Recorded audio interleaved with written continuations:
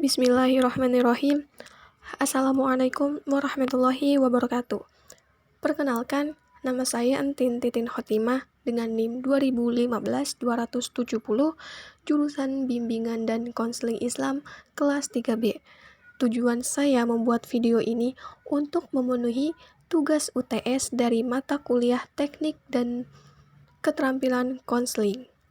Baiklah, di sini saya akan memaparkan 3 teknik-teknik umum dalam konseling.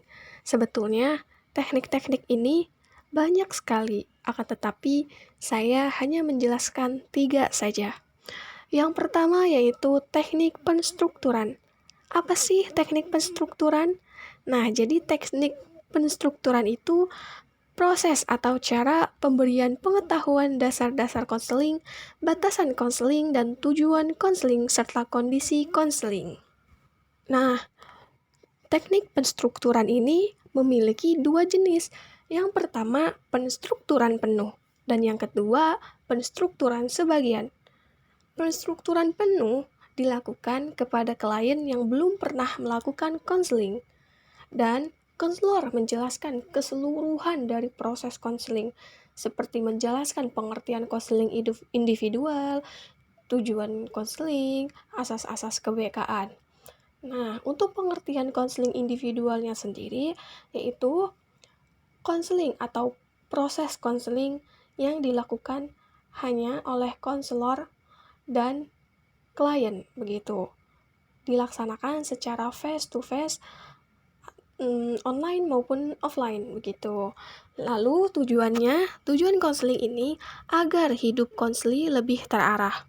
Dan untuk asas-asas keBK-annya yaitu pertama, asas kerahasiaan, di mana konselor harus merahasiakan permasalahan klien. Begitu, karena permasalahan klien bisa menyangkut aib kliennya sendiri. Dan juga jika konselornya itu menceritakan permasalahan kliennya kepada orang lain, maka konselor tersebut tidak akan dipercayai lagi sebagai seorang konselor. Kedua, asas kesukarelaan. Jadi konselornya itu harus sukarela menolong, membantu, mengentaskan permasalahan klien, dan juga kliennya pun sama gitu, menceritakan permasalahannya dengan sukarela tanpa adanya permasalahan yang ditutup-tutupi. Asas ketiga yaitu asas keterbukaan. Si kliennya itu terbuka akan permasalahannya, cerita apapun permasalahan. Dan asas terakhir yaitu asas keputusan berada di tangan klien. Jadi konselor hanya membantu untuk mengentaskan masalahnya. Nah, untuk keputusannya itu semuanya ada di tangan klien, begitu. Dan selanjutnya yaitu penstrukturan kedua, yaitu penstrukturan sebagian. Penstrukturan ini terjadi pada klien yang sebelumnya pernah dikonseling atau yang telah mengetahui apa itu konseling. Nah, selanjutnya ke teknik umum yang kedua, yaitu attending. Apa sih attending itu? Jadi, attending adalah keterampilan yang digunakan konselor untuk memusatkan perhatiannya kepada konseli. Nah, perilaku attending ini mencakup keterampilan konseling. Yang pertama yaitu penataan ruang. Jadi konselornya itu harus bisa menata ruangannya itu sebaik mungkin, seperti pencahayaannya cukup, lalu warna catnya juga tidak terlalu mencolok, bisa dibilang warna pastel, yang disaranin warna hijau atau biru begitu. Selanjutnya yaitu menyapa. Konselor menyapa konseli seperti mengucapkan assalamualaikum atau mengucapkan selamat pagi dan berjabat tangan, lalu mempersilahkan duduk kliennya. Selanjutnya yaitu mengatur posisi. Posisi badan yang baik adalah pertama, duduk dengan rileks, badan tegak dan tidak kaku, serta sesekali condong ke arah konseli untuk menunjukkan kebersamaan dengan konseli. Kedua, duduk dengan jarak yang cukup dengan konseli, tidak terlalu dekat maupun tidak terlalu jauh. Kisaran jaraknya 80-100 cm. Yang ketiga, menaruh tangan dengan rileks di pangkuan, atau gerakan tangan mengikuti komunikasi verbal untuk menekankan ucapan. Yang keempat, menganggukkan kepala untuk menyatakan penerimaan dan menunjukkan pengertian, serta menggelengkan kepala tanda kurang mengerti. Yang terakhir, ekspresi wajahnya yang tenang dan responsif, misalnya senyum secara spontan. Untuk senyum pun kisaran sebelah kanan ataupun sebelah kiri 2 cm saja, atau menganggukkan kepala tanda persetujuan atau pengertian. Selanjutnya, observasi. Konselor mengamati kondisi klien dari tampilan fisik. Konselor membaca gerakan tubuh, mendengarkan bahasa lisan. Lanjut, mendengarkan. Mendengarkan merupakan keterampilan mendengarkan dengan cermat apa yang dikatakan klien. Selanjutnya yaitu kontak mata.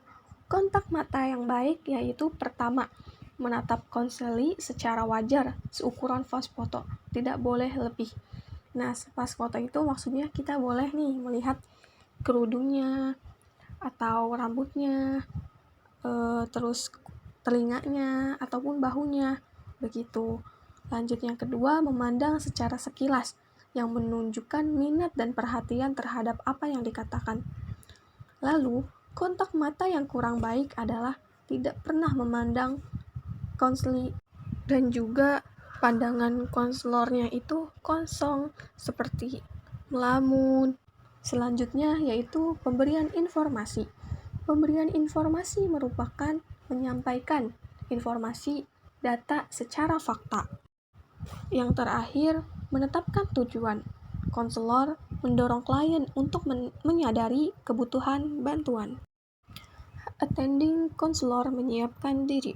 Pertama, konselor dalam posisi tenang, tidak boleh tegang. Lanjut yang kedua, mempelajari kembali tujuan pertemuannya dengan klien. Yang ketiga, mempelajari informasi-informasi awal perihal klien dari catatan yang ada atau sumber-sumber lain. Lanjut yaitu attending menyiapkan klien. Pertama, konselor menyapa secara ramah, secara baik. Yang kedua yaitu konselor menjelaskan tujuan relasi. Yang ketiga, konselor memberikan informasi tentang hal-hal apa saja yang diperlukan klien selama mendapatkan bantuan. Lalu yang keempat, konselor menyatakan kesiapannya, kesanggupannya untuk membantu mengentaskan permasalahan klien. Yang terakhir, mengungkapkan alasan klien akan perlunya bantuan. Lanjut ke teknik umum yang ketiga, yaitu pertanyaan terbuka atau open question dan pertanyaan tertutup atau closed question. Nah, jadi pertanyaan terbuka itu artinya pertanyaan-pertanyaan yang memberikan kesempatan yang seluas mungkin kepada konseli untuk memberikan jawabannya. Nah, tujuan open question itu juga untuk mengeksplorasi atau menjelajahi lebih dalam permasalahan yang terjadi pada klien.